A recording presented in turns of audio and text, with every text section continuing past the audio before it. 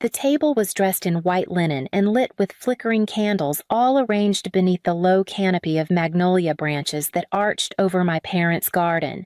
It was their 40th anniversary, and everything was curated down to the antique silver and the jazz trio playing softly by the fountain. I sat near the end of the table, same as always, just close enough to refill the wine, just far enough to be forgotten. Sylvie had already regaled the table with 3 stories, each one louder and more self-congratulatory than the last. Her boutique had been featured in a local lifestyle magazine. A musician had stopped by. A model wore one of her custom silk wraps on Instagram. Dad beamed. Mom nodded along, her smile stretched thin with effort. When dessert was served, some peach tart her assistant had picked up from a bakery I used to pay invoices for. Sylvie leaned forward and said it. "How does it feel?" she asked, raising her glass just high enough to make sure everyone was watching, being the most useless one here. A small ripple of laughter moved through the table like spilled champagne, quiet, sticky, and impossible to ignore. Dad's chuckle was deep and unbothered. Mom gave one of those closed-mouth smiles she uses when she doesn't want to seem complicit, but doesn't plan to object either. Sylvie's husband smirked as if he'd heard the joke before. He probably had. I didn't look down. I didn't laugh.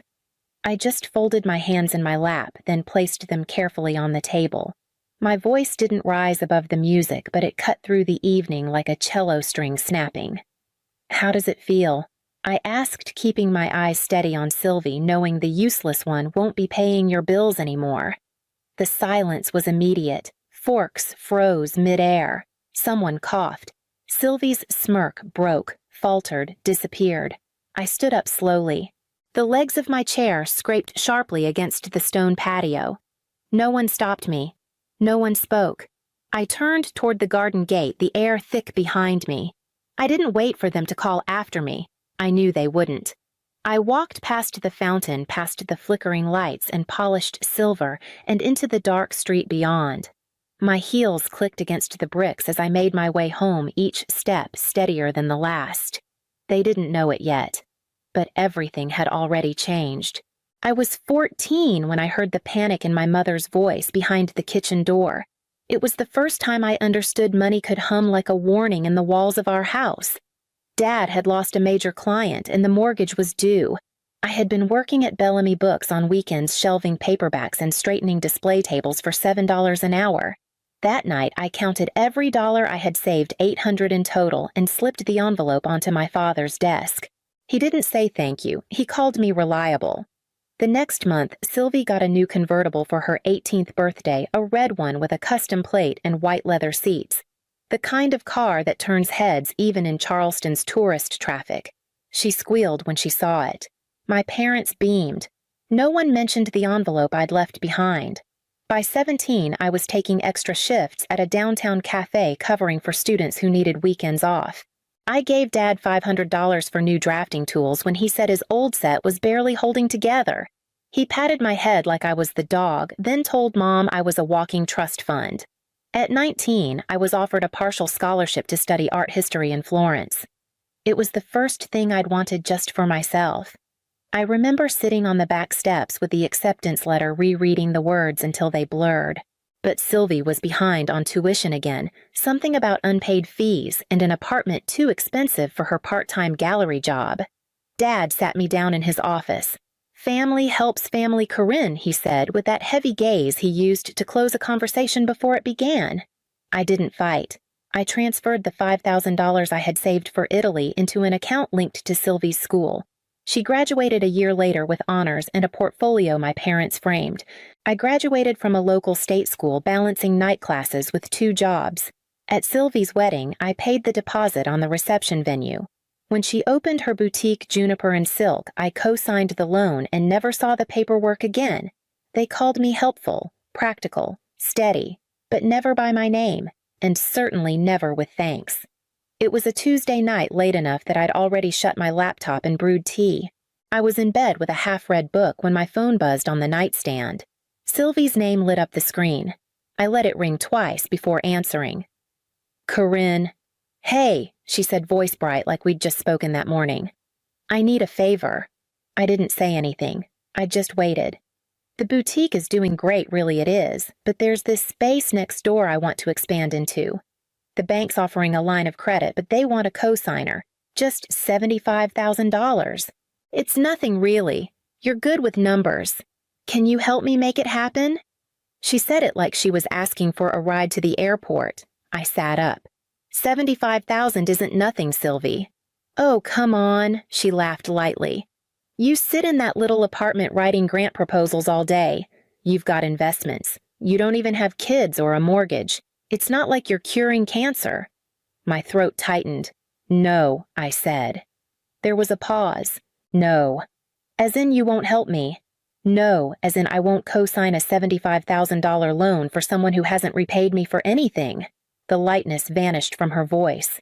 You're being selfish. The word dropped like a match. I didn't argue. I ended the call. After the silence returned, I got out of bed and opened my laptop. I clicked through folders until I reached the one I'd named quietly without thinking. Records. It was locked. I typed in the password. Receipts, bank transfers, tax documents, tuition payments, business account top-ups, all traced back to me.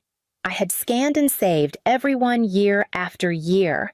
At the bottom was a contract signed and notarized dated March 2015. I stared at the final line. Ownership stake 51%, Corinne Mallory. She had cried the night she signed it, overwhelmed and desperate. The business was collapsing. I had liquidated nearly everything I had to keep her afloat. She signed without reading. I never reminded her. She didn't remember what she gave me. But I had never forgotten. The silence after my question didn't break. It buckled. I watched it fracture in their eyes one by one. Sylvie blinked rapidly, her expression contorting like she couldn't decide whether to be offended or confused. My mother's hand hovered midair, still holding her wine glass. My father cleared his throat, but the sound had no weight. No one moved. I didn't sit back down. Instead, I took one step forward, my voice quiet but clear. You want to know how I feel? I asked. Let me tell you.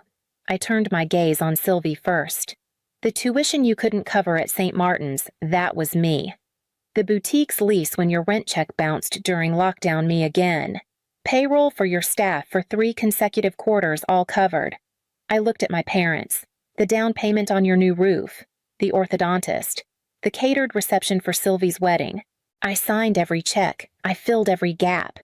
Sylvie opened her mouth, but nothing came out. I kept quiet because I thought that's what family did. I said, I thought being useful was the same as being loved. I thought if I worked hard enough, gave enough, I'd earn a seat at this table. My mother looked down. My father finally spoke. That's enough, Corinne. I shook my head. It's not even close. I reached into my bag and placed a manila folder on the table. I didn't open it. I didn't need to. Inside are documents proving I've funded over $120,000 in expenses for this family since I was 16, including the contract that makes me majority owner of Juniper and Silk. Sylvie jolted upright. You're lying. I looked at her. You signed it. You were crying on the phone, remember March 2015. I saved your business. You just forgot I was there. My father stood up, his jaw tight. You're humiliating your sister in front of everyone. No, I said, gathering my voice one final time. I'm done hiding what you chose not to see. I turned toward the gate. The candlelight behind me flickered restless. No one followed. No one called my name. By the time I reached the street, the air felt cooler, and for the first time, the weight wasn't mine. The morning after the dinner, I opened my banking app.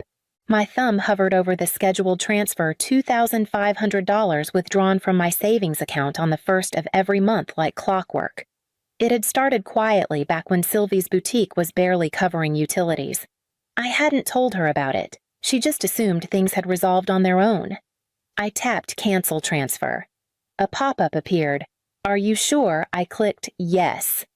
By the end of that week, the fallout arrived. First, it was a string of texts from Sylvie. Landlord called. Rent bounced. What's going on? Suppliers are freaking out. Are you late on something? Then the calls. Then the voicemails. each one more frantic than the last. By Friday night, I stopped checking my phone entirely. Saturday morning, the buzzer rang. I walked to the intercom already knowing whose voice would be waiting on the other end. Corinne Sylvie snapped, "Open the door." My father's voice followed lower but edged with command. "We're not here to fight. We just need to talk." I buzzed them in. They entered like they still owned the place. Sylvie stormed past me into the living room, arms crossed. My father followed slower, his eyes scanning the space like he was looking for something to be disappointed in. "You cut me off," Sylvie said. "The boutique is a mess. My suppliers are threatening legal action. My landlord wants 2 months' rent immediately. You can't just—" "I did," I said, "and I won't be restarting it." "You don't get to just decide that," she snapped. "Not when we're this far in." "I've been deciding it for years," I replied, walking calmly to the side table where I kept the folder. "You just never noticed." I laid the leather-bound portfolio on the coffee table and opened it. Receipts, wire transfers, the loan agreement for the boutique, bank records, emails with her vendors, the contract with my 51% ownership notarized and dated. "Everything you've built," I said, turning the pages slowly, "has been quietly scaffolded by me. You can call me selfish, dramatic, whatever you want, but I'm done." My father leaned over her shoulder, eyes narrowing at the contract. "This isn't how family works, Corinne," he said. "We don't keep score." "No," I replied. "You just don't like when the math is out loud." They didn't speak for a moment. Then Sylvie grabbed the folder, scanning the pages like she was seeing my name for the first time. Her hands trembled, but she said nothing. "You wanted me to fix it," I said, folding my arms. "I just did." My father's voice sharpened as he stepped between me and the coffee table. "This ends now," he said. "You'll reinstate the payment. We can't afford this chaos, Corinne. You have the means. You will help your sister." He spoke like I was a child again, as if the years hadn't passed, as if I hadn't funded their peace for over a decade. As if obligation was my default setting. "I already have," I said, steady. I helped when Sylvie was crying to me night after night, when she thought her boutique was finished, when creditors were circling and she couldn't make payroll. I liquidated my investment portfolio. $60,000, my entire cushion. He blinked. Sylvie's head jerked back. "You never said that she spat." "You didn't tell me. You didn't ask," I said. She turned to my father, eyes wide. "I thought it was a short-term loan. You signed a contract," I said. "You were desperate. I saved the business, Sylvie. And then I disappeared so you could pretend it was all you." Her jaw clenched. "You didn't have to humiliate me. You didn't have to bring it up in front of everyone. I brought up the truth. You brought the humiliation the second you called me useless." My father raised his voice. "This isn't about feelings. This is about unity, about protecting the family." "No," I said, stepping closer. "This is about power. You don't get to mock the person keeping the lights on. You don't get to call her selfish when she stops letting herself be drained." Sylvie laughed, bitter and brittle. "So this is revenge, some pathetic play for control?" "No," I said softly. "This is reclamation. For years I kept you afloat and let you pretend I didn't exist. I let you treat me like I owed you the air you breathe. But I don't. Not anymore." My father shook his head. "You're tearing this family apart." "I've been holding it together," I said. Quietly, invisibly. "You only noticed me when I said no." Sylvie clutched the portfolio to her chest. Her silence was louder than her shouting ever was. When they left, I didn't follow them out. I closed the door gently behind them and stood there for a long moment, hand still on the knob. My voice had finally landed, and I knew exactly where it would echo next. The manila envelope arrived on a rainy morning, heavy in my mailbox, like it already knew what it carried. Inside was a lawsuit. Sylvie was suing me, claiming I had coerced her into signing over the boutique during a time of emotional vulnerability. Her attorney used phrases like undue influence and breach of trust. I didn't panic. I called Laura, who gave me the name of a lawyer she trusted, Margot Shaw. Margot reviewed everything: my documents, the email chains, the wire transfers, the notarized contract. She didn't flinch. "This isn't a lawsuit," she said, flipping the last page. "It's a warning shot, and it won't land." The hearing came quickly. Sylvie showed up, polished lips pressed tight. My father sat beside her, arms folded, jaw locked. They didn't look at me. Her lawyer painted me as controlling, calculating. Said I preyed on her desperation in 2015. Claimed I used business as leverage against family. Then Margot stood. She didn't embellish. She showed them what I'd done, $60,000 wired from my account, debt negotiated, landlord appeased, payroll saved, all documented, all signed. This wasn't exploitation, she said. It was survival. And my client made it possible. The judge looked unimpressed with the theatrics. Motion to dismiss is granted. Just like that. Outside, the air was warm. Margot told me I was free. But walking to my car, I realized something quieter had ended too. Not just the case, but the part of me that still expected them to care. After the judge's gavel fell, the silence came quickly. No one called. No one wrote. My mother didn't even send her usual vague holiday card with a photo of the garden. For the first time in my adult life, I was entirely unaccounted for in my family's world. I thought it might hurt more. Instead, it felt like walking into a room I didn't realize I'd been locked out of. The absence didn't ache, it clarified. With the legal mess behind me, I returned to the easel I had pulled out weeks earlier. I bought better brushes. I mixed color without rushing. It didn't matter what I painted, landscapes, unfinished portraits, sometimes just layers of red on top of green. It wasn't about creating something good. It was about feeling my hands do something that wasn't for anyone else. One morning, an email came from a woman I'd met years ago through a nonprofit grant. She was helping organize a regional women's leadership conference. The theme was Resilience Rebuilding Without Permission. She said they wanted someone who could speak to setting boundaries with grace. Someone who had walked away from something that had once defined her. They wanted me. I sat with the invitation for 2 days before responding. Then I wrote back, "Yes, I'll do it." And for the first time in a long time, I let my voice rise above the quiet. My birthday came on a Tuesday, quiet and unceremonious. I took the day off work, wandered the cobbled streets near the waterfront, and bought myself a slice of lemon cake from a bakery that didn't ask questions. No one called. No one from the family, at least. That evening, as the sun slipped low behind the Spanish moss, my phone buzzed. It was a text from my mother. "Thinking of you. I miss my girl." 7 words. I stared at the screen for a long time, the message hovering like a hand halfway extended. It wasn't an apology. It wasn't acknowledgement. It was nostalgia, maybe. Or regret. Or an echo of something she once meant. Years ago, that message would have undone me. I would have taken it as a sign to soften, to reopen the doors I had just started to close. But not now. I set the phone back in my pocket without replying. The wind off the harbor was warm and clean. I passed the bookstore where I'd worked as a teenager, the one that smelled like old paper and lemon polish. The lights inside glowed gently through the windows, and for a second I saw myself shelving paperbacks in the back corner, quiet, invisible, hopeful. But she wasn't me anymore.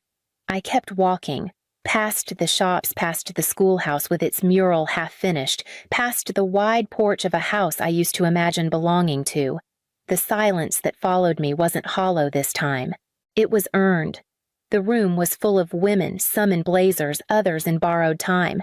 A soft murmur settled as I stepped behind the podium. The lights weren't harsh, but I could still feel the weight of being seen. I didn't bring notes. I just told the truth. For most of my life I believed value came from what you could carry for other people. Their debts, their dreams, their disappointments. I became the helper, the planner, the one who showed up when everyone else looked away. I let the silence hold.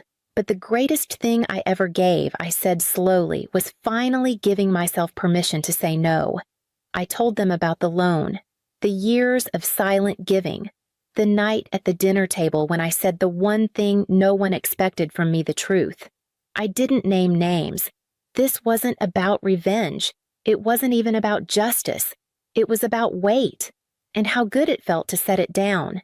When I finished, the room was still. Then came applause, not loud, but real. A woman in the front row nodded with tears in her eyes. Another stood slowly like she was unfolding a truth inside herself. Afterward, they came to me with stories, not about boutiques or money, but about boundaries and breaking points, about mothers' husbands, sisters' sons, about waking up. That night, I walked home under a sky wide with stars, my name tag still clipped to my blouse paint on my fingers from the canvas I'd worked on that morning. No more saving anyone from themselves. No more giving until I disappeared. I didn't become famous. I didn't become rich. But I became free. And maybe that was the most ambitious thing of all.